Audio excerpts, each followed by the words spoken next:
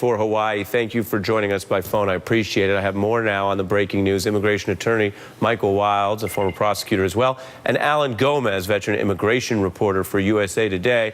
Michael, let's start with the president's side of this. He read from federal law on immigration at that rally to much applause. And he read from a part of the law that, as you know, reads very clearly. The president has the power to suspend immigration of any class of alien that he deems detrimental to the interests of the United States. Why was President Trump, in your view, possibly wrong there if the words are so clear?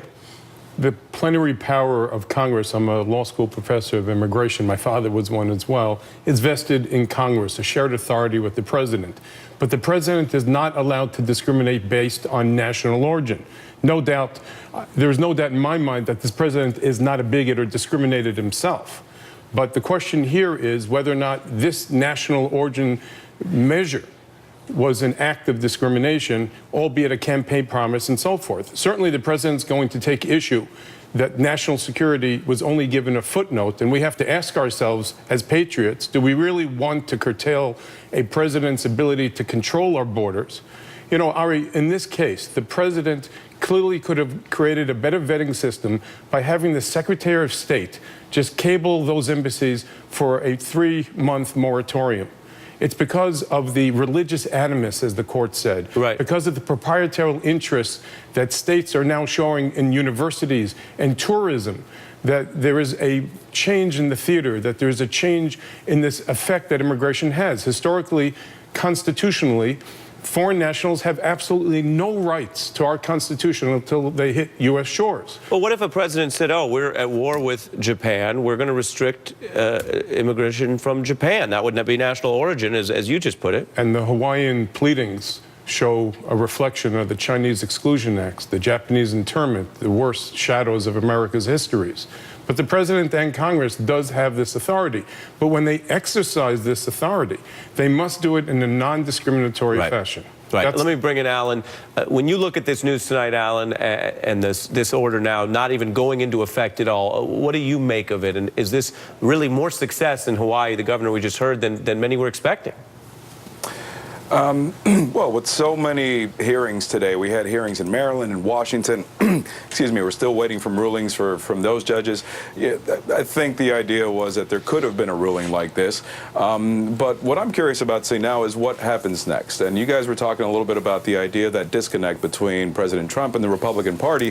When we talk about the legal defense of these orders, we've already seen a disconnect between Trump's White House and Trump's Department of Justice. If you remember back with the first travel ban, White House Press Secretary Sean Spicer talked about them going through a dual-track defense, where they were going to continue defending the original order, but then prepare to defend against the expected legal challenges against this new one. And what happened a couple days later, the Department of Justice filed papers with the court saying, never mind about the first one, we're going to revoke that one, and we're going to focus on this new one. So when you couple that with what Trump was talking about earlier today, saying that he preferred the first one, usually this would be pretty clear-cut, right? And we would just be taking this to appeal and possibly to the Supreme Court. But we're just all very curious to see what direction it's really going to go. Well, the president preferred the first one. So did Rudy Giuliani, who was cited, among others, in this case. It really is striking to see some of these words come back. Here was the pivotal quote from Rudy Giuliani that's now been cited in multiple rulings against multiple travel bans. When he first announced it, he said Muslim ban. He called me up. He said, put a commission together. Show me the right way to do it legally. It's not based on religion. It's based on places where there are substantial evidence that people are sending terrorists into our country. Now, Michael, this judge here tonight describes that and says there is a link that Giuliani established between what Trump was doing and a Muslim ban. Why is that evidence? For someone watching at home and say, okay, well, it's a TV interview. Why is that evidence in the first place? The courts in the years past used to have to go behind what the intent of the president or Congress was. Typically on immigration matters, they would not get involved in matters of political question or national security. In this case, it's out there.